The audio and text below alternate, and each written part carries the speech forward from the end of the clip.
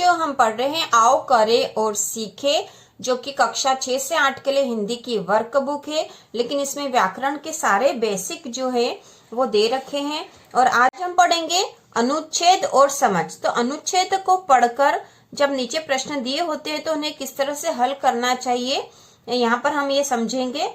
तो चलिए पढ़ते हैं। पढ़िए और समझिए अनुच्छेद और समझ। एक लोमड़ी और चींटे में दोस्ती हुई। दोनों ने मिलकर गेहूं बोया। लोमड़ी हर रोज पेट दर्द का बहाना करती और काम से बच जाती। चींटा अकेला सुबह से शाम तक मेहनत करता था। जब गेहूं पककर तैयार हुआ तब लोमड़ी ने सोचा, क्यों न पूरा का पूरा गेहूं मैं रख लूं। उसने चींटे से कहा, दोस्त, इस गेहूं का बंटवारा क्यों न करे। ठीक है, तो जब काम था तब तो लोमड़ी ने रोज पेट दर्द का बहाना बना लिया, और जब फसल पककर तैयार हो गई तब उसने क्या कहा कि दोस्त, इस गेहूं का बंटवारा क्यों न करे, अर्थात गेहूं का बंटवारा कर लेना चाहिए हमें। लोमड़ी बोली, हम दोनों यहाँ से दौड़ लगाते हैं। जो पहले खलिहान पहुंचेगा वह पूरा गेहूं ले लेगा। चींटा तैयार हो गया। लोमड़ी चिल्लाई, 1 2 3। फिर वह पूरा जोर लगाकर दौड़ी। चींटा लोमड़ी की दुम से चिपक गया। लोमड़ी को पता तक न चला। खलिहान में पहुंचकर लोमड़ी ने अपनी दुम जोर से हिलाई। चींटा छिटक कर गिर गया और गेहूं के ढेर पर चढ़ गया। चींटा चिल्लाया, लोमड़ी तुम कहाँ रह गई थी? मैं कब का यहाँ आ गया। लोमड़ी चुप रह गई। चींटा सारा गेहूं ले गया। तो इस प्रकार चींटे ने अपनी समझदारी से, अपनी चतुराई से सारा गेहूं या सारा अनाज ले लिया था। नहीं तो लोमड़ी ने तो कुछ भी काम नहीं करा था और पूरा वो लेना चाहती थी। अब यहाँ पर अभ्यास दे रखा, अभ्यास 343। बच्चों, ये आपके बुक के पेज नंबर 291 पर हम पढ़ रहे हैं। 291 पे हम पढ़ रहे हैं। यहाँ पे प्रश्न है, लोमड़ी ने गेहूं का बंटवारा करने के लिए क्या शर्त रखी। तो क्या शर्त रखी थी ये हमें पता है। लोमड़ी ने क्या शर्त रखी थी गेहूं का बंटवारा करने के लिए, देखो यहाँ है। ठीक है, उसने यह शर्त रखी थी, ये वाली। ठीक है, लोमड़ी बोली, हम दोनों यहाँ से दौड़ लगाते हैं। जो पहले खलिहान पहुंचेगा वह पूरा गेहूं ले लेगा। तो क्या शर्त रखी थी कि जो पहले खलिहान पहुंचेगा वह पूरा गेहूं ले लेगा। तो इसका उत्तर बच्चों हम यहाँ से भी लिख सकते हैं। हम दोनों यहाँ से दौड़ लगाते हैं, जो पहले खलिहान पहुंचेगा पूरा गेहूं ले लेगा। या फिर यदि आप यहाँ से भी लिखते हो तो भी ये राइट है। तो यहाँ पे लिखने का तरीका यह होगा, यहाँ पर लिखने का तरीका यह होगा, लोमड़ी ने प्रश्न क्या है, लोमड़ी ने गेहूं का बंटवारा करने के लिए क्या शर्त रखी। तो लोमड़ी ने शर्त रखी कि हम दोनों दौड़ लगाते हैं। ठीक है, हम दोनों दौड़ लगाते हैं।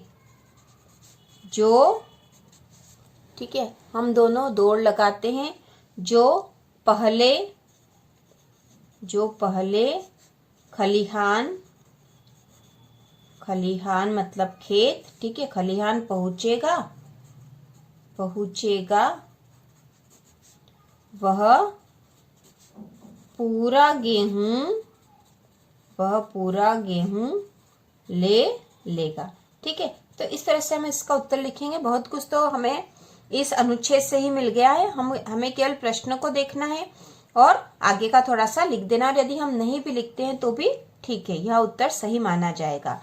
अब दूसरा है, यदि तुम चींटे की जगह होते तो क्या करते। ठीक है, यदि तुम मतलब आपसे पूछा गया कि यदि तुम चींटे की जगह होते तो क्या करते। तो यह हमें अपने मन से लिखना है, क्योंकि हमने पूरी कहानी पढ़ ली है। ठीक है, चींटे ने पूरी मेहनत करी थी और उसके बाद भी लोमड़ी ने शर्त रख दी थी कि हम दौड़ लगाते हैं। और वैसे तो लोमड़ी तेज दौड़ती, चींटा दौड़ भी नहीं पाता, लेकिन वह अपनी समझदारी और बुद्धिमानी से लोमड़ी की जो है पूंछ पर दुम पर चिपक गया था और उससे पहले वहां पर गेहूं की फसल के ऊपर, गेहूं के ढेर पर चढ़ गया था। तो इस प्रकार से उसने चतुराई करी थी। और यदि तुम चींटे की जगह होते तो क्या करते। तो हमें यहाँ लिखना पड़ेगा, हम चींटे की जगह होते, हम चींटे की जगह हम चीटे की जगह होते तो लोमड़ी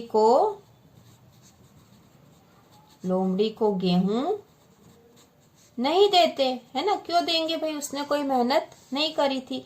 या फिर, ठीक है, ये हमने उत्तर लिख दिया। या फिर बच्चों आप अपने मन से लिख सकते हो यहाँ पर कि यदि हम चीटे की जगह होते तो लोमड़ी को आधा ही गेहूं देते, या फिर हम चीटे की जगह होते तो लोमड़ी की शर्त नहीं मानते, ठीक है। या फिर हम यह भी लिख सकते हैं कि यदि हम चीटे की जगह होते तो हम भी लोमड़ी की दुम पर चिपक जाते और उससे पहले पहुंच जाते। तो इस प्रकार से हम 2 या 3 उत्तर यहाँ, क्योंकि हमसे पूछा गया तो हम अपने मन से लिख सकते हैं यहाँ। फिर तीसरा है, इस कहानी का उचित शीर्षक लिखिए। उचित शीर्षक लिखना, शीर्षक क्या होता है बच्चों की, जो भी अनुच्छेद या पाठ या जो भी दे रखा होता है उसका एक शीर्षक लिखना पड़ता है, जिससे कि उस पूरे अनुच्छेद की हमें समझ हो जाए। तो वो होता है शीर्षक। जैसे किसी पाठ का नाम होता है ना, पाठ का नाम वास्तव में उसका शीर्षक ही होता है, ठीक है। तो इस कहानी का उचित शीर्षक लिखिए। तो ये जो छोटी सी कहानी जो अनुच्छेद दे रखा था इसका हमें शीर्षक लिखना है। तो आप सोचकर लिख सकते हो कि हम यहाँ पर क्या लिखे। इसका शीर्षक लोमड़ी और चीटा भी हो सकता है, या फिर ये भी हो सकता है कि चीटे की समझदारी, ठीक है, चीटे की समझदारी, यह भी लिख सकते हैं, ठीक है। या फिर चीटे की चतुराई, ये भी लिखा जा सकता, लोमड़ी और चीटा भी लिखा जा सकता। तो ये ज्यादा ठीक है ना। चीटा कैसे गिर गया, चीटा कैसे गिर गया था बच्चों, चीटा कैसे गिर गया था। लोमड़ी ने क्या करा था, लोमड़ी ने खलिहान में पहुंचकर लोमड़ी ने दुम जोर से हिलाई, ठीक है। खलिहान में पहुंचकर लोमड़ी ने अपनी दुम जोर से हिलाई और चीटा छिटक कर गिर गया, ठीक है। तो यहाँ पर हम लिखेंगे चीटा कैसे गिर गया, जब लोमड़ी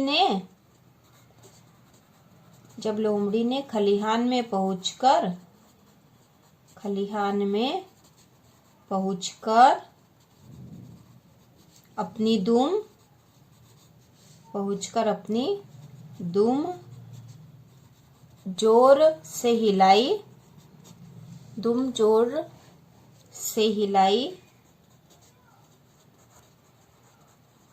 तो चीटा गिर गया, ठीक है। बस इतना ही सही हमें लिखना था कि लोमड़ी ने खलिहान में पहुंचकर अपनी दुम जोर से हिलाई और चीटा गिर गया।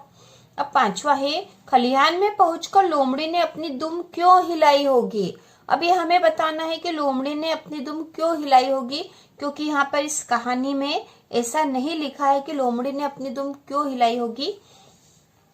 तो यहाँ पर ये होता है बच्चों की जो लोमड़ी होती है, ठीक है, जो लोमड़ी होती है उसके ये स्वभाव होता है कि वो अपनी दुम हिलाती है, ठीक है। तो हम यहाँ लिखेंगे लोमड़ी स्वभाववश या आदतवश अपनी दुम हिलाती है, ठीक है, स्वभाववश अपनी दुम हिलाती है, इसलिए उसने खलिहान में पहुंचकर अपनी दुम हिलाई होगी, ठीक है। इसलिए लिख देंगे इसलिए उसने खलिहान में पहुंचकर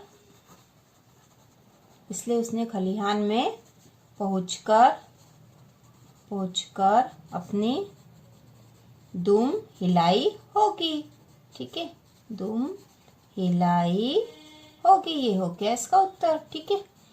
क्योंकि लोमड़ी का स्वभाव होता है कि कुछ भी करेगी उसके बाद वो अपनी दुम हिलाती है, तो इसलिए दुम हिलाई होगी उसने। तो यह हमारा हो गया पेज नंबर 291 की सारी एक्टिविटी।